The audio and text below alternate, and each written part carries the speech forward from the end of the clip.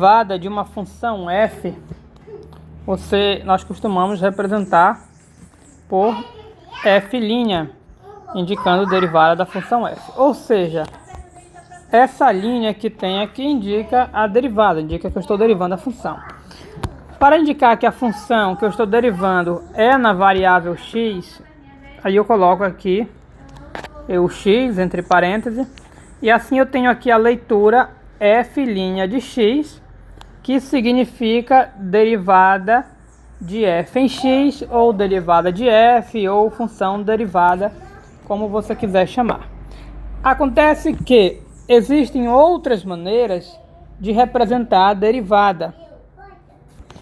Outras maneiras, além de colocar a linha aqui na frente da função.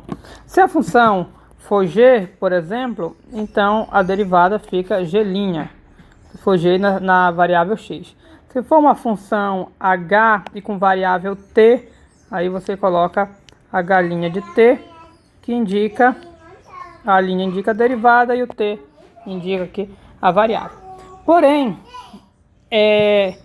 existem outras maneiras de nós representarmos a derivada, e veremos no futuro que há contexto em que essas outras maneiras acabam se tornando mais interessante.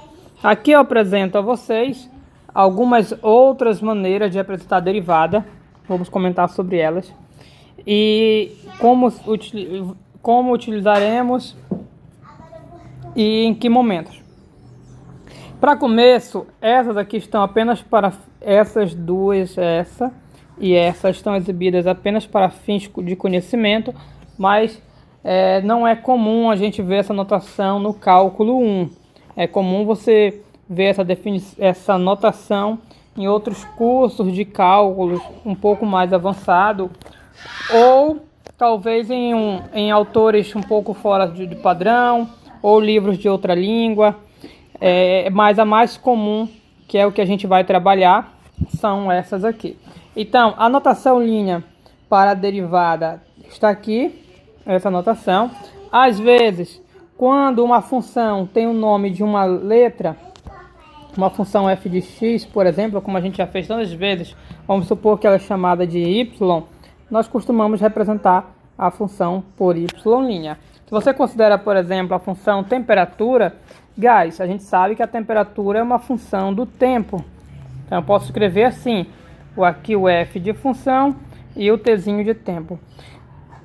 Se eu derivar a função temperatura, aí eu tenho o tzão linha.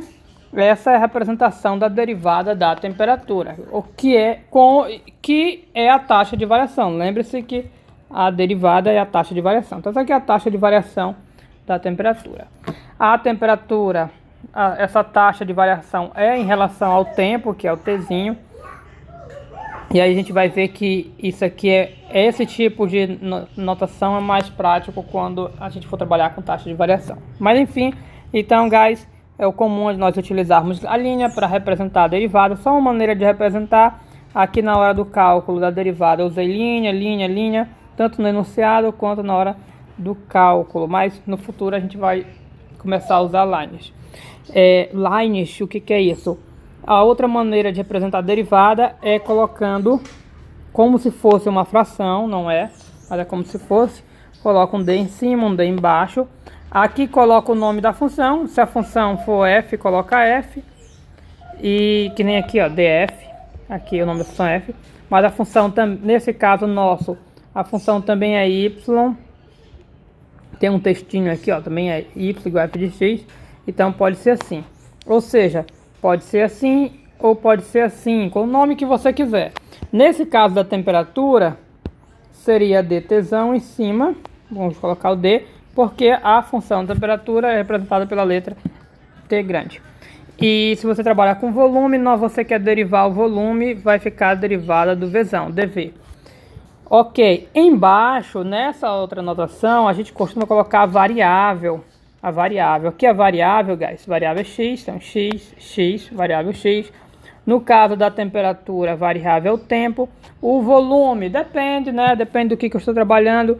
Se eu me referir ao volume de um balão que está aumentando com o tempo, seria derivado em relação ao tempo. Mas se eu estou falando do volume, que depende do raio, se for de uma esfera, poderia ser em relação ao raio da esfera. Normalmente um Rzinho.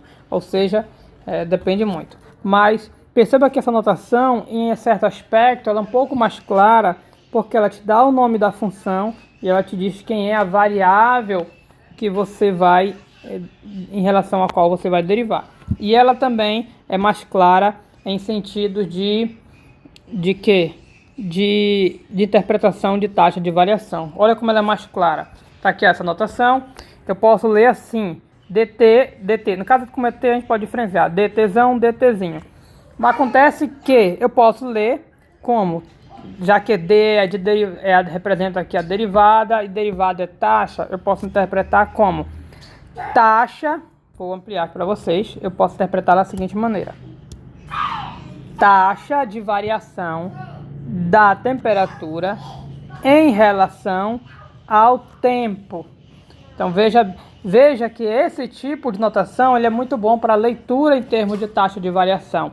Por isso que quando nós formos começar a fazer cálculos de taxa de variação no futuro, é essa notação aqui que vai reinar, ela que nós vamos usar com muita frequência. Quem for fazer EDO, que tem muita taxa de variação lá, vai ver isso aqui com frequência, vai se habituar. Ok? E essa notação, guys, é chamada notação de lines. Essa e essa representa a notação por linha, essa notação por line. Essa aqui, guys, é a mesma que essa, só que no lugar do F, eu coloco bem aqui, no lugar do F, aqui em cima você coloca ele aqui na frente com a variável, então fica o mesmo que isso aqui, ó, que isso aqui. Ou seja, essas três aqui são a mesma coisa, são maneiras diferentes de escrever, ok? Então, guys, e é isso. Isso aqui são simplesmente outras maneiras de escrever a derivada que a gente vai trabalhar. A gente vai ver que umas têm certas vantagens para a praticidade das contas do que as outras, dependendo do contexto. Ok? Isso aí e thanks.